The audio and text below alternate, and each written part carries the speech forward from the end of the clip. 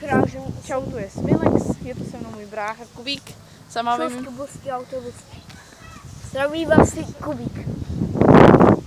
A na procházku. Mám svůj vlastní kanál, ale ten nebudu dávat. Je to můj vlog.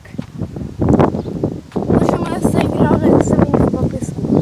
Mám svůj kanál, víte, jak to myslím. Nechci ho zveřejňovat. Makarena. Oni jsou v Lidlu, ty co jsme potkali. Můžeme se hrát. Kdybys totiž ten kanál měl, tak bych ho do toho popisku dala. Já ho mám. No. Tak se máte vy. Jsem dlouho takhle nemluvila do mobilu. Au. Je tady momentálně po půlku kulhá můj bratr. Nedost. Já nekouhám. Počkejte. Mě bolí prst. No, nazdar. Co jiného? Mě tam... Takhle se čeká, že tě bolí pérko. Bolí to pérko? Ne.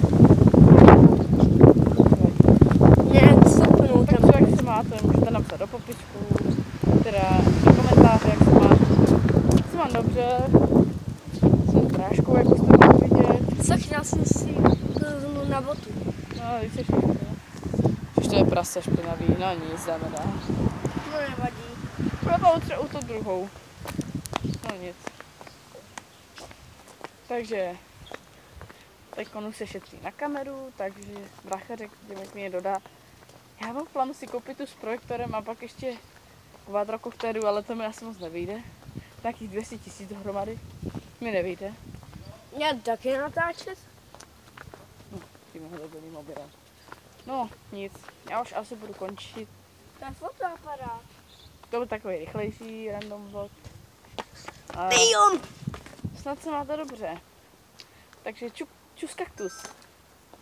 Tu spustil autobus.